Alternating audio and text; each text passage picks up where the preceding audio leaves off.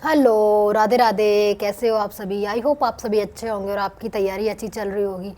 तो सबसे पहले कॉन्ग्रेचुलेसन, जिसका भी आज डीबीपीएसटी है, एंड बेस्ट ऑफ लक। भगवान आपका हो जाए क्वालिफाई। बस मैं तो यही भगवान से विश करूँगी। मेरे जितने भी सब्सक्राइबर हैं, जितने भी व्यूअर हैं, जो आप मुझे देख रहे हो, सपोर्ट कर रहे हो, और जिनका आज डीबीपीएसटी है, उनको बेस्ट ऑफ लक।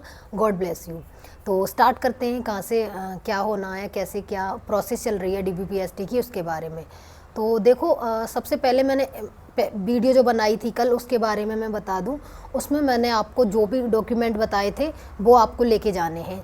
और अगर आपने वो वीडियो नहीं देखा है तो आज मैं कंप्लीट इन्फॉर्मेशन दे देती हूँ। देखो, आधार कार्ड लेके जाना है, और 10th और 12th की मार्कशीट लेके जानी है, और मूल निवास लेके जाना है, और जाति प्रमाण पत्र लेके जाना है, और जो अपना एडमिट कार्ड है जो डीबीपीएसटी वाला आया है वो लेके जाना है।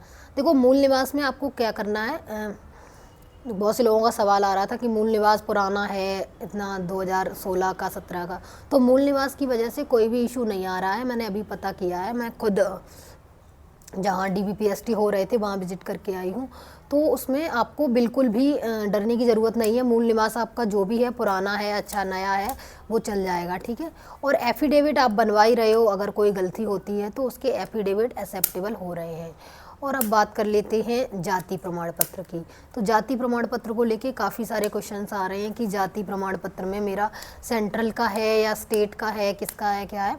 तो देखो, जाति प्रमाण पत्र अगर आपका सेंट्रल का होगा, उस पर अगर ये लिखा होगा ओनली फॉर सेंटर, तो नहीं चलेगा। अगर उस पर कुछ नहीं लिखा होगा तो वो चल जाएगा। और अगर स्टेट का है तो बहुत ही अच्छी बात है। अगर आपका स्टेट का है तो बिल्कुल टेंशन आपको लेनी नहीं है। और बात करती हूँ मैं आधार कार्ड की अपडेट वगैरह जो हुआ है उसके बारे में। तो अगर आपने आधार कार्ड अपडेट करा रखा है, फिर अगर आपका वो अगर आधार कार्ड आपके पास अभी तक नहीं आया है, तो आप अपना पुराना वाला आधार कार्ड लेके जा सकते हो, कोई प्रॉब्लम नहीं है। वो लोग इतने कोऑपरेटिव हैं कि डॉक्यूमेंट की किसी भी छोटी छोटी गलती की वजह से आपको बाहर नहीं कर रहे हैं। तो आप वो वाला आधार कार्ड लेके जा सकते हो। ये बात मैंने आपको कई बार बता दी है, तो इसके लिए भी आप टेंशन ना लो। और जो भी ईडब्ल्यूएस की प्रॉब्लम चल रही है, तो वो उसके लिए आप लोग एफिडेविट बनवा लो। ईडब्ल्यूएस का जो भी सर्टिफिकेट है, उसकी वजह से कोई भी अभी तक तो बाहर नहीं हुआ है, और एफिडेविट लग रहा है, तो वो चीज़ है। देखो, कोई भी स्टूडेंट अभी तक डॉक्यूमेंट वेरिफिकेशन में ज़्यादा ही कोई प्रॉब्लम होगी तो ही बाहर करते हैं, वैसे अभी तक किसी को भी बाहर नहीं किया गया है। एक दो लोगों को किया गया है जो जाति नहीं थी उनके पास, या कुछ भी ज़्यादा मेजर प्रॉब्लम थी। और इतना तो वो लोग टाइम दे रहे हैं। अगर आपके पास कोई डॉक्यूमेंट नहीं है और आपका होम डिस्ट्रिक्ट में ही डीबीपीएसटी है, तो आप घर पे जाके वो डॉक्यूमेंट लेके आ सकते हो, और एफिडेविट भी लेके आ सकते हो। तो इतना टेंशन नहीं लेनी है कि डॉक्यूमेंट की वजह से बाहर कर देंगे। ना के बराबर स्टूडेंट को डॉक्यूमेंट की वजह से बाहर किया जा रहा है।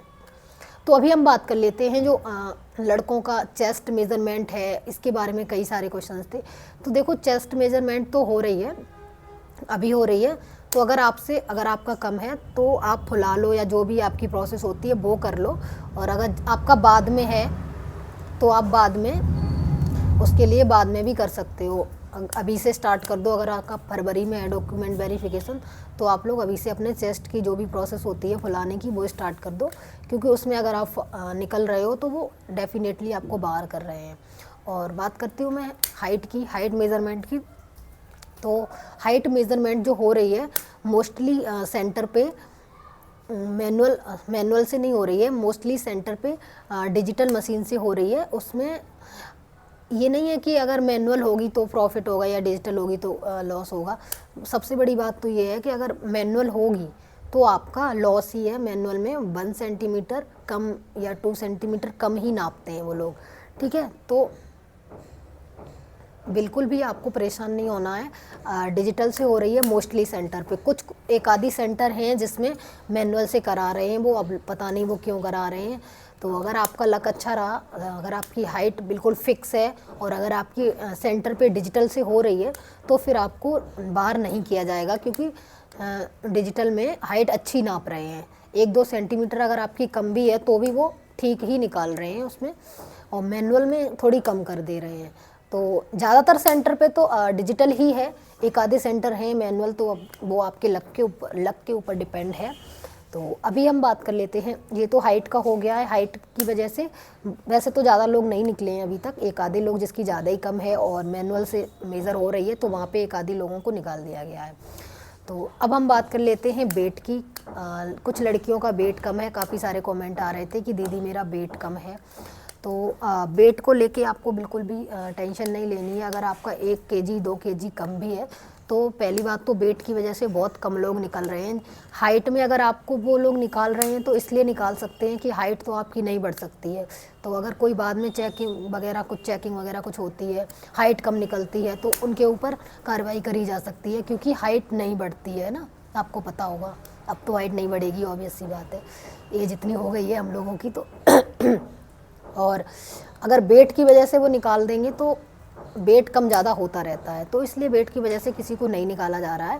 तो अगर आपका 1-2 केजी कम है तो आप लोग केले वगैरह खा लो और सुबह सुबह आप लोग खूब पानी वानी पी के जाना, तो आप 1-2 केजी तो बढ़ा ही सकते हो, है ना। गर्ल्स को मैं बता दूं, स्पेशली जिनका 38 केजी है, 39 केजी है, वो उस दिन थोड़ा ज़्यादा खा लेना। और वहाँ पे भी टाइम दिया जा रहा है कि अगर आपका वेट कम हो रहा है तो आप लोग बाहर चले जाओ, थोड़ा पानी वानी पी लो, सारी चीज़ें वो लोग बहुत कोऑपरेटिव हैं, जैसे कि मैंने आपको बोला।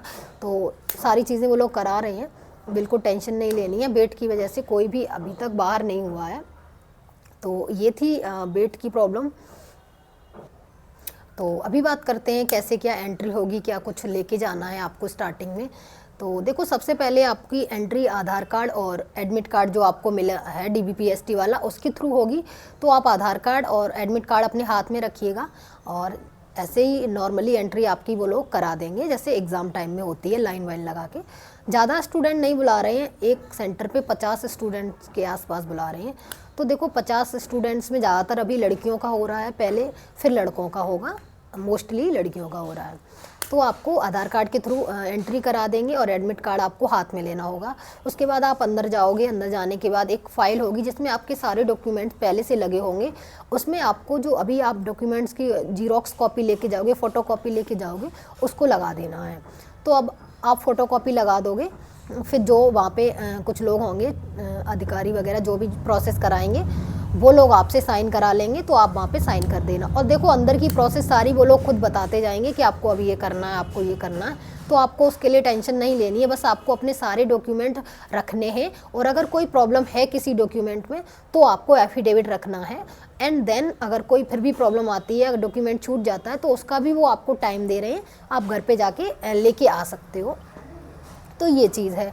और एक चीज़ और है, किसी किसी लड़के का ऐसा हो गया है कि उसका फ़ीमेल में हो गया है। अगर वो मेल है और उसने फ़ीमेल फिलअप कर दिया बाई मिस्टेक फॉर्म में, उसके साइबर कैफ़े वाले ने या किसी से भी उसने फॉर्म फिलअप कराया है। एक लड़का अभी गया था किसी सेंटर पे, फीमेल बन के, मतलब फ़ीमेल लिखा था तो उसको फ़ीमेल में ही बुलाया गया था।